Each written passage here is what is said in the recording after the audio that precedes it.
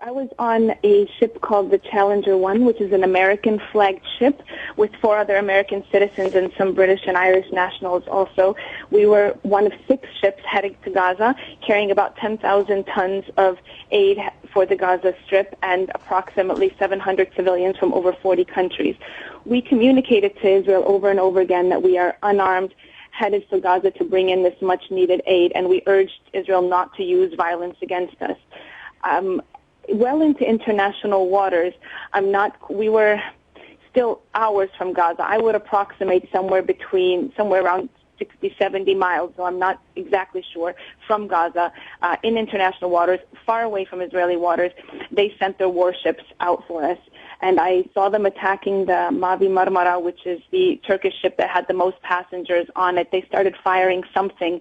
I heard some explosions, and I saw some of the people on that ship using water hoses to try to keep the soldiers away. Then they came after our ship, and we just kept going. They eventually overpowered our ship and threw concussion grenades and were firing also some pellets at us when they got on board.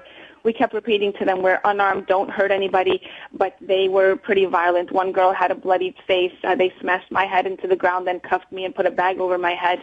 They destroyed the ship, but then navigated it to the Ashdod Israeli port. I'm going to stop you there. I'm going to stop you there because you're passing over a lot of very important information. I want to ask you specifically about what happened aboard your ship. You're telling us that there was no resistance to the Israeli forces that came aboard, but they used violence against passengers who described themselves as unarmed and willing to surrender?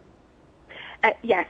We tried to keep them from getting on our ship, but just basically by putting our hands out saying, don't come on this ship, don't come on this ship, we're nonviolent. And they were heavily armed and masked like commandos. There must have been about 20 that raided our ship and tried to take it over. Now, we tried to keep them from getting on our ship, but only with our bodies, in which case they used, their force to subdue us and to handcuff us all. So yes, that's what happened on our ship. When they towed us into the Israeli port, we were all separated. I don't know what happened to my colleagues.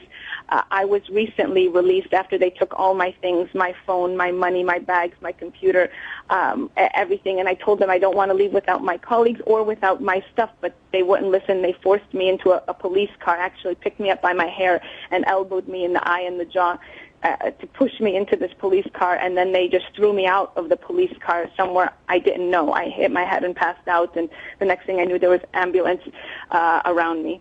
So they were extremely violent, although we over and over again said we are unarmed civilians, we're carrying aid to Gaza, there is no reason to attack us, there's no reason to stop us. I hear them claiming we just wanted to check your cargo, but we had our cargo checked at each port we departed from. We hired special security in addition to the port authorities confirming that we had nothing on board that would constitute any kind of threat to Israel, and therefore there was no reason for them to stop us. And even in international waters, I was radioing to them, we are unarmed civilians, please don't use force against us, we're headed for Gaza, please don't use force against us. The Israeli government, I'm going to interrupt you to ask you a crucial question. The Israeli government says that the trip was organized by individuals with ties to Hamas and to Al-Qaeda. Do you have ties to those organizations? Do the organizers that you have dealt with have any links? Did anyone talk about those links? Not at all. The Free Gaza Movement is made up of civilians from all over the world. We are human rights activists, doctors, lawyers, etc. And we, the Free Gaza Movement, pulled a coalition together of groups from other countries, which includes a project called Ship to Gaza Greece, Ship to Gaza Sweden, the European Campaign to End the Siege, which works with European parliamentarians on a daily basis, and a Turkish humanitarian relief organization called IHH. We had repeated meetings with them. We had an understanding that we are completely neutral. Our concern is the well-being of the people of Gaza, that we help to meet their humanitarian needs, but also advocate for their human rights. We agreed as a coalition that we will not use any force against the Israeli authorities. We will be unarmed. I see the Israelis publishing pictures of knives that were on board, but you have to understand that the big Turkish ship carried 600 people. They were preparing food for people. These were kitchen knives.